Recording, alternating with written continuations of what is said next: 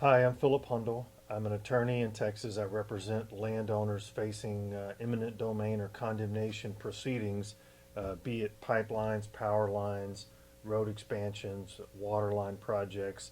Even we've helped landowners facing water irrigation canal condemnation takings. So today, and I've posted several other videos uh, related to this new massive pipeline project, Matterhorn Express pipeline project. It's over a 400-mile long project from West Texas in the Permian Basin all the way to Fort Bend County. It covers a lot of counties. We'll go into that. I've already talked about this project quite a bit on other videos. I'm one, in the beginning of these projects, as landowners are getting contacted by right-of-way agents, or then later sometimes by the law firms representing the outside law firms representing these pipeline companies. There's a lot of pressure. There's a lot of anxiety. And so that's why I want to put these videos out there. Hopefully they're educational, they're informative, and also give you a sense of kind of where you are in the process and what are your rights and what rights the condemnor have. And so let's talk about that. Let's talk about this project a little bit more. Um, I want to refer you to my website that's got a lot of information. I'm going to link some more information. There was a real nice website, oilgasleads.com. It's got an article on whitewater, and I'll mention whitewater because that's the operator of this line. Frankly, the owner of this project. Uh, it's what is whitewater? Who is whitewater? And it kind of goes into what whitewater is, but it's a I look at it as a joint venture group or entity that comes together with various different investors to own this pipeline project and then to operate it, and it'll be operated. They all have different entities. Whitewater, as we remember from other projects, the Agua Blanca and the Whistler pipeline, those are all whitewater projects. And so, um, in kind of we all attorneys in the condemnation practice area have known about a new future whitewater project coming online, and this was one that has been talked about for a while. It's called the Matterhorn Express Pipeline Project, and it spans a whole group of counties: Austin, Burnett, Concho, Fort Bend, Glasscock, Erin counties, Lampasas, Lee, McCullough, Midland, Reagan, San Saba, Tom Green, Waller, Wharton, Washington, and Williamson County. So quite a few counties. We've talked about what their and we've linked copies of this to the website as well. But we've talked about their applications to the Railroad Commission. It started off their first application or their request for a permit, and they're considering themselves and wanting to be classified as a gas utility. And they're on February of this year, the 25th of February this year, requested permitting for this line, and they're calling it 410 miles. Varies in dimension or diameter. 42 inches the largest, and that's going to be the large. I'm going to call it the trunk line. And then it splits off into different laterals. There's a Katy lateral, and they have different sizes from 30 inches to 36 inches. And their first request was rejected by the Railroad Commission on March 1st, and then March 24th, again rejected.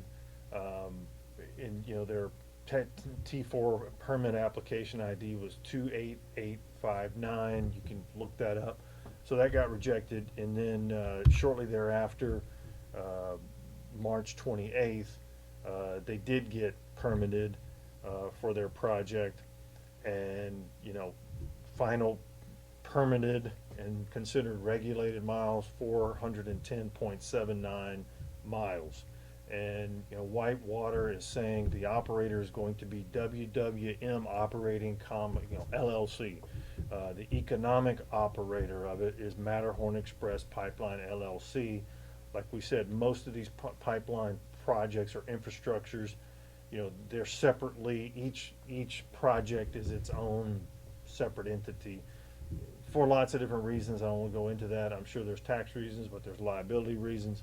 And then the pipeline owner is Matterhorn Express Pipeline LLC also. So the operator, WWM Operating LLC, obviously WWM, refers to Whitewater. So, and we'll link a map of this. It gives you kind of a real rough drawing. This is not an exact map of the route. And that's what I want to talk to everybody today about. We're getting calls from landowners that have been, obviously first contacted by the right-of-way agents, in the right-of-way acquisition company that it appears that Whitewater or Matterhorn is using on most of this project is Norfleet. It's just one of several different right-of-way acquisition companies out there to help, the pipeline company, go and contact landowners to get permission to enter their property for, temporarily enter their property, but for purposes of surveying, different types of survey, civil engineering surveying, archaeological surveying, or doing digs to make sure that there isn't anything archaeologically sensitive or historic on the property, and then also do environmental assessments related to endangered species, wetlands, things like that. So right now, I know lots of you out there, if you're watching this video, you've probably been contacted by a right-of-way agent saying, we need to get on your property to do surveying. And they probably sent you a one-page document saying, sign this so that we can get on your property. But if you don't, you're going to hear from our lawyers. And many of you have already now heard from the outside counsel law firms that Whitewater has hired to either convince you to, give them permission to enter your property, to do the surveying and the assessment that they need to determine whether they do or do not want to use your property for this route. And if you're not willing to grant that permission, then they have probably already said in a letter, probably in a nice way, but they've said it in a way that says, or we'll take you to court and we'll get a court order allowing us to go on your property. So let's unpack that and let's talk all about that. Yes, a condemnor is going to need to evaluate your property to determine whether it does or doesn't suit their project, right? And so it's important for them to be able to do that. Should they have carte blanche, and should they have complete access to all of your property? I don't think so. I think they should have limited access, and there's a lot of ways to limit access, but just for the specific things that they need to do to survey and evaluate your property. And so that means trying to and attempting to limit the days of the week they can go, the time frame during the day, if you want to be there or not, or if you're going to have someone there to open the gate to allow them, and then where exactly they're going to go on your property and how. Limit it to roads, just by walking, limited to walking, or a four-wheeler or UTV is what they call it these days. So lots of things that you can talk about, but for sure that they are not allowed to begin construction, or this temporary access agreement or access agreement is not an agreement saying that yes, they can begin their project.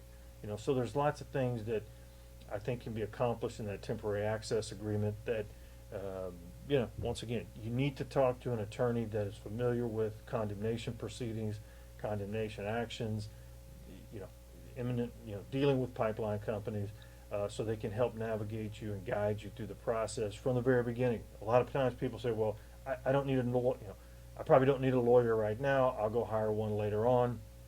And that's absolutely fine. That can be your decision. But I think getting an attorney that's familiar with these type of cases early on in the process, I think it's only beneficial to you, the landowner. So if you're watching this video, yes, you've probably been contacted about the Matterhorn Express pipeline. Yes, you have either granted temporary access under terms that you've negotiated, or If you've accepted their terms, um, you know, so be it. I mean, just pay attention to what they're doing on your property. Make sure that they're not, uh, you know, exceeding the, what you've consented or allowed them to do on your property for this temporary access period, right? And shortly, and we can go, I've linked the steps of a condemnation case in general on my website. I always call it steps 1 through, I think it's 1 through 12, 1 through 14. You know, you're at step 1 right now, and so it's early on in the process.